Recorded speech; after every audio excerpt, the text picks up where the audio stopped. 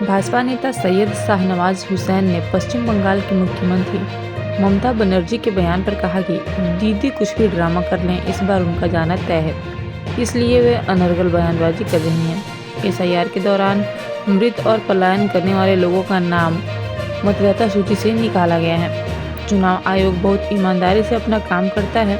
ममता बनर्जी विषय बदलना चाहती हैं। वे चाहती हैं कि उनके कार्यकाल की चर्चा न हो।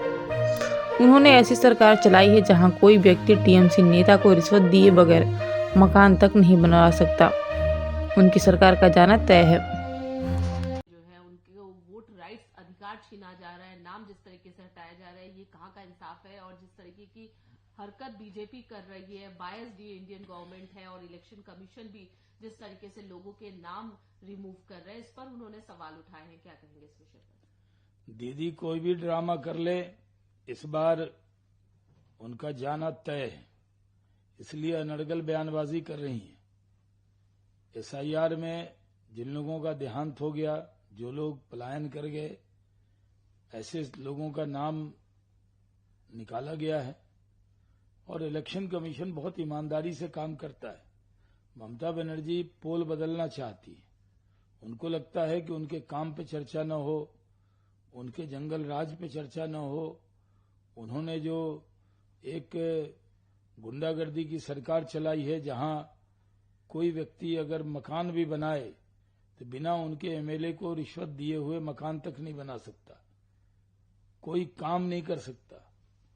टीएमसी के गुंडे ही सरकार चलाते, इसके खिलाफ जन आक्रोश है और जनता नाराज है। टीएमसी का जाना तय है, तो वो चाहती हैं कि इस पे चर्चा न हो।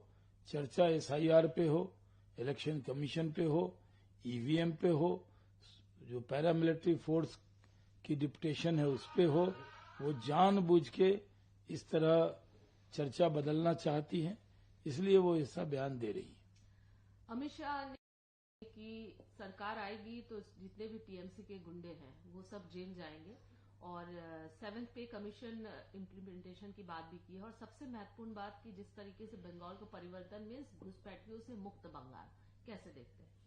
देखिए, हमारी सरकार आएगी तो बड़े बड़े जेल बनाने पड़ेंगे, क्योंकि टीएमसी के जो गुंडे हैं उनको उसमें डालना पड़ेगा, क्योंकि उन्होंने पिछले कई साल से गुंडागर्दी की है और जेल में जगह नहीं बचेगी, इतने गुंडे हैं।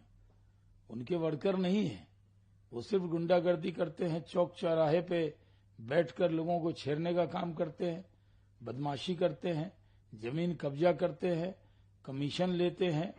उनका हर काम में 10% फिक्स होता है और ये सब लोगों को सबक सिखाया जाएगा।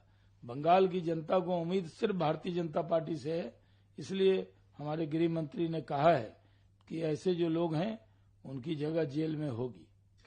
तमिलनाडु के सीएम लगातार वादे कर रहे हैं और अनाउंसमेंट भी कर रहे हैं। अब जो अनाउंसमेंट हुआ है वो मार्जिनलाइज जो फाइनेंशियल असिस्टेंस देने की बात उनको कर रहे हैं, अराउंड 2000 देने की बात की है। उसके बाद फिशरीज से जुड़े हुए जो लोग हैं या फिर अन्य, तो जिस तरीके से एक के बाद एक ये वादे हो रहे हैं, क्या लग रहा है आपको, कितना इम्पोर्टेंट है और फिर कितना चैलेंजिंग होगा बीजेपी के लिए? देखिए, स्टालिन की नाव डूब रही है और डूबते को तिनके का सहारा। वो कुछ न कुछ घोषणा कर रहे हैं, लेकिन बचेंगे नहीं। इस बार उनका जाना तय है, इसमें कोई शक नहीं है कि इस बार बुरी तरीके से डीएमके चुनाव हारेगी। डीएमके का काम क्या है? सिर्फ वसूली करना। वो लोग सत्ता में वसूली के लिए आते हैं। इस बार उन्होंने ज्यादा वसूली की है, जनता इसका जवाब देने वाली है।